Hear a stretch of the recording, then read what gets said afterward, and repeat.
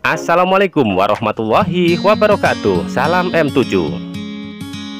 Kembali di channel Eko M7 Barokah kita bertemu. Semoga semuanya kita sehat selalu. Amin ya robbal alamin. Pengertian melukis menurut Sudarso, melukis adalah kegiatan mengolah medium 2 dimensi atau permukaan datar dari objek 3 dimensi untuk mendapatkan kesan tertentu dengan melibatkan ekspresi, emosi, dan gagasan pencipta secara penuh.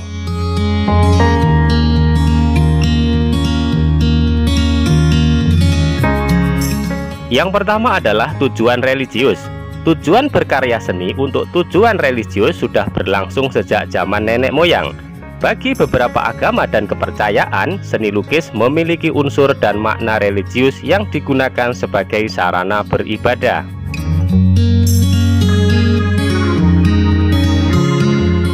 Yang kedua, tujuan kritik sosial. Kesenjangan sosial, peristiwa politik, ketidakberdayaan serta perilaku kehidupan lain yang terjadi dalam masyarakat bisa menjadi ide dalam berkarya seni lukis. Objek lukisannya bisa dengan simbol-simbol atau perumpamaan yang bisa dikaitkan dengan peristiwa. Kritik yang disampaikan berupa bentuk-bentuk kritik yang bersinggungan dengan pemerintah, lembaga sosial, ataupun kepada pemegang kekuasaan setempat.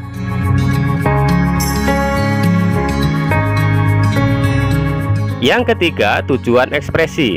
Lukisan menjadi media ekspresi dan juga menjadi media mencurahkan emosi. Coretan garis dan warna merupakan perwujudan dari dorongan emosi dan gejolak jiwa pelukisnya, sehingga penikmat karya seni tidak hanya mengutamakan keindahan semata.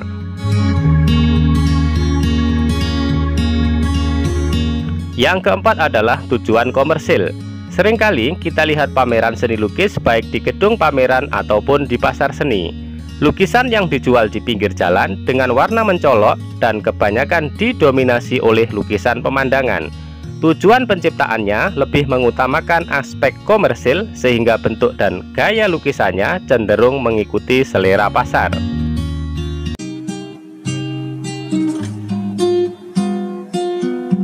Berdasarkan cara pengungkapannya, aliran gaya lukisan dapat dibedakan menjadi 3 golongan, yaitu representatif, deformatif, dan non-representatif. Representatif adalah perwujudan gaya seni rupa yang menggunakan keadaan nyata pada kehidupan masyarakat dan gaya alam. Yang termasuk dalam gaya lukisan ini adalah: yang pertama, aliran gaya naturalisme, yaitu aliran seni lukis yang penggambarannya alami atau sesuai dengan keadaan alam.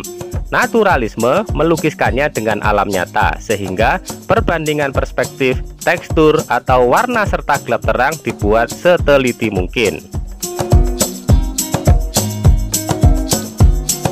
Yang kedua, gaya aliran lukisan realisme, yaitu aliran yang memandang dunia ini tanpa ilusi, tanpa adanya menambah dan mengurangi objek. Penggambarannya sesuai dengan kenyataan hidup.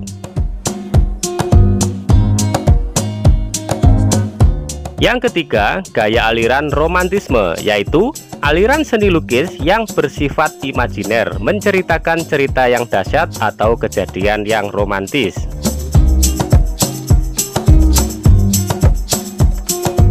Berikutnya kita bahas yaitu yang deformatif. Deformatif adalah perubahan bentuk dari aslinya sehingga menghasilkan bentuk baru namun tidak meninggalkan bentuk dasar aslinya. Aliran yang tergolong dalam gaya deformatif adalah: yang pertama, aliran gaya ekspresionisme, yaitu aliran seni lukis yang penggambarannya sesuai dengan keadaan jiwa sang perupa yang spontan pada saat melihat objek karyanya. Yang kedua, aliran gaya impresionisme, yaitu aliran seni lukis yang penggambarannya sesuai dengan kesan saat objek tersebut dilukis. Yang ketiga, aliran gaya surrealisme, yaitu aliran seni lukis yang menyerupai bentuk-bentuk yang sering di dalam mimpi. Pelukis mengabaikan bentuk secara keseluruhan kemudian mengolah sedemikian rupa bagian tertentu objek untuk menghasilkan kesan tertentu. Yang keempat adalah aliran gaya kubisme, yaitu aliran seni lukis yang penggambarannya berupa bidang-bidang segi empat atau bentuk dasarnya kubus.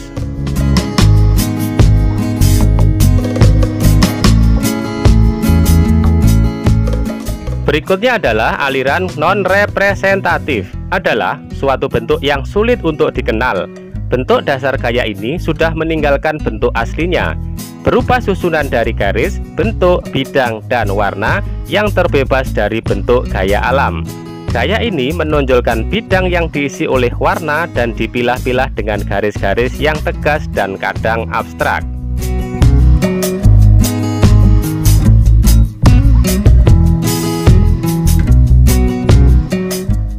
Yang pertama, tema manusia dengan dirinya sendiri.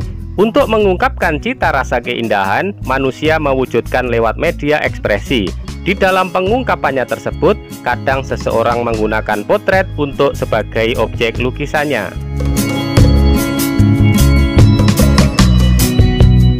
Yang kedua, tema manusia dengan manusia lain. Seorang perupa kadangkala dalam mengekspresikan cita rasa keindahan menggunakan objek orang-orang yang di sekitarnya, seperti istrinya, anak-anak, orang tua, saudaranya, sahabatnya, atau yang lain.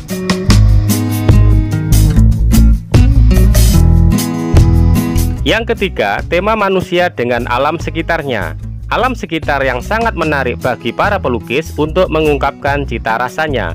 Sering didajikan objek untuk lukisannya, seperti pemandangan alam, perkampungan, perkotaan, dan masih banyak lagi yang lainnya. Yang keempat, tema manusia dengan alam benda. Benda-benda yang di sekitar kita memiliki keunikan tersendiri bagi para pelukis sehingga menjadikannya sebagai objek lukisan. Contohnya, misalnya gelas, cangkir, buah, dan lain-lain. Yang kelima, tema manusia dengan aktivitasnya. Aktivitas manusia dalam kehidupan sehari-hari yang beragam membuat perupa ingin mengabadikan kegiatan tersebut dalam media lukisnya. Aktivitas manusia seperti kegiatan menari, berburu, jual beli di pasar, dan lain-lain. Yang keenam, tema manusia dengan alam khayal. Ide yaitu imajinasi atau khayalan sering melintas dalam pikiran kita, baik secara sadar maupun saat tidak sadar. Khayalan yang muncul di benak perupa kadang diwujudkan dalam suatu lukisan. Hasil karya seni disebut surrealisme.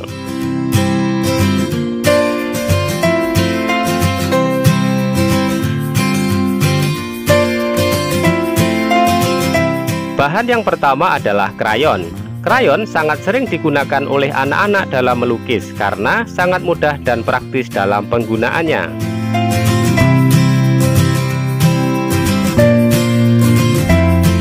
Bahan yang kedua adalah cat air. Cat air bersifat transparan. Bahan utama cat air yaitu pigmen halus atau serbuk warna.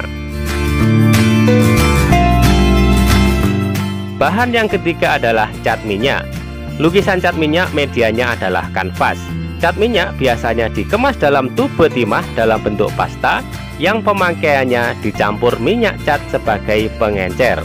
Cat minyak membutuhkan waktu untuk pengeringannya. Cat minyak ini memberikan efek cerah serta memberikan tekstur yang bagus. Kelemahan cat minyak ini ada pada baunya yang menyengat.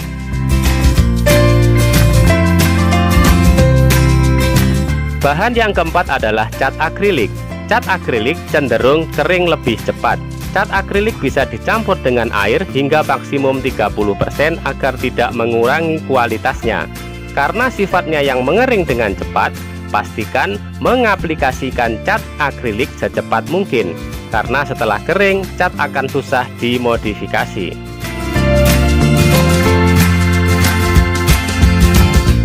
Alat yang kelima adalah kuas.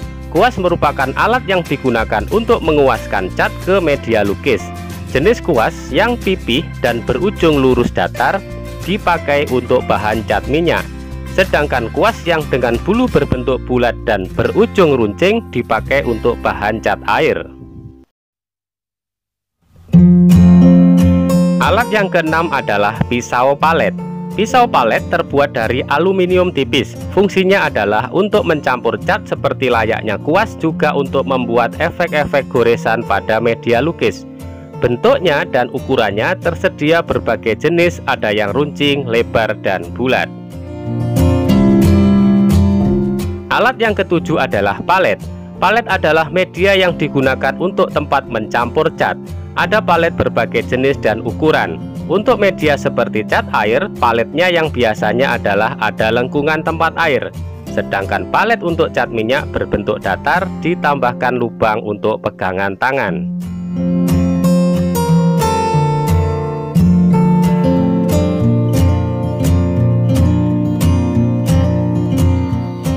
Bahan yang kedelapan adalah kanvas.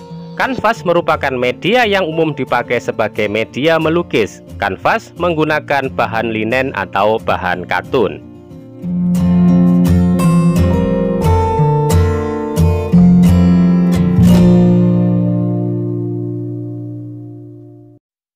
Yang pertama adalah lukisan cat air atau akwarel. Bahan yang dipakai dalam teknik ini adalah cat air yang berbentuk pasta yang dicampur dengan air. Teknik akwarel adalah melukis dengan sapuan warna tipis sehingga hasilnya cenderung transparan.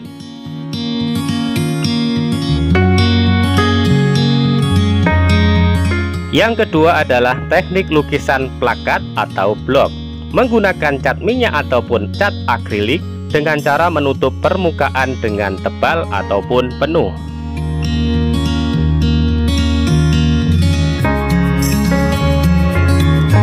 Yang ketiga adalah mozaik. Teknik mozaik adalah teknik menempelkan pecahan atau lempengan kaca yang berwarna-warni kepada media lukisan sehingga membentuk objek tertentu. Bahan yang bisa digunakan antara lain pecahan keramik, porselen, potongan kertas, atau batu warna-warni.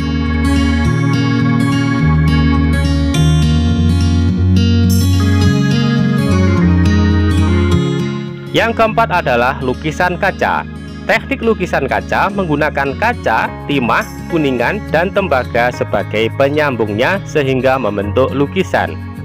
Lukisan kaca ini sebagai hiasan pada pintu atau jendela bangunan-bangunan besar seperti istana dan tempat peribadatan.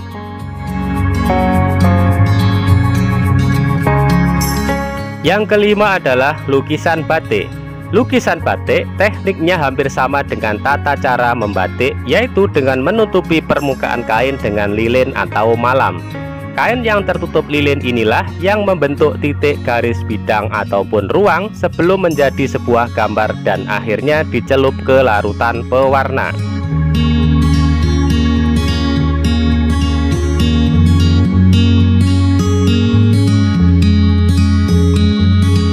Langkah yang pertama adalah memunculkan gagasan.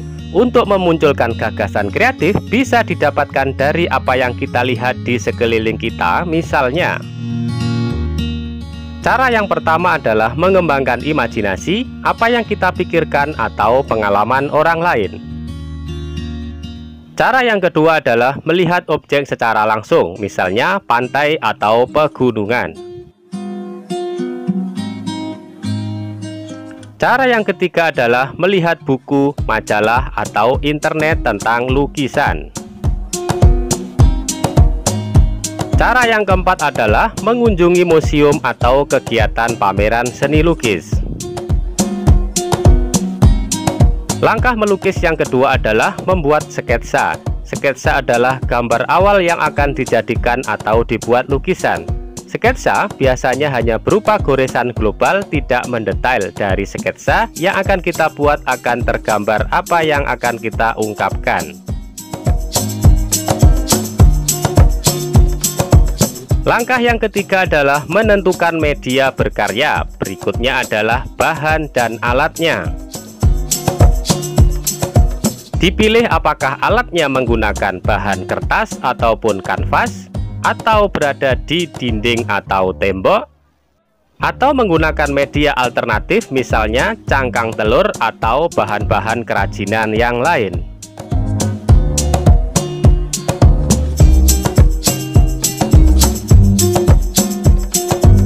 Kemudian menentukan pemilihan bahannya menggunakan cat minyak, cat akrilik, krayon, ataupun yang lain.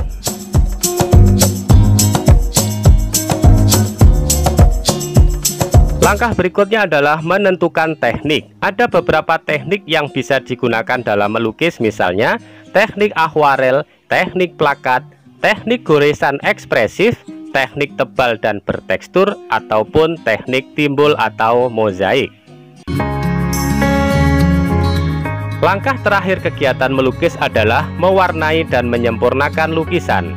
Setelah selesai sketsa, tahap melukis yang sebenarnya mulai kita jalankan sesuai dengan rencana dan teknik yang kita siapkan. Tahap terakhir adalah menyempurnakan, menyelesaikan lukisan sketsa yang sudah kita buat.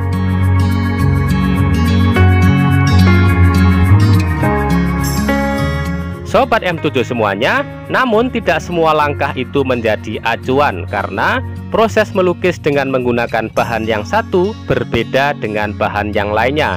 Demikian juga dengan teknik yang digunakan. Oke Sobat M7 semuanya, demikian yang bisa saya sampaikan dalam video kali ini. Mohon maaf atas segala kekurangan, terima kasih atas segala perhatian. Akhir kata, semoga video ini bermanfaat dan semoga barokah. Wassalamualaikum warahmatullahi wabarakatuh. Salam M7.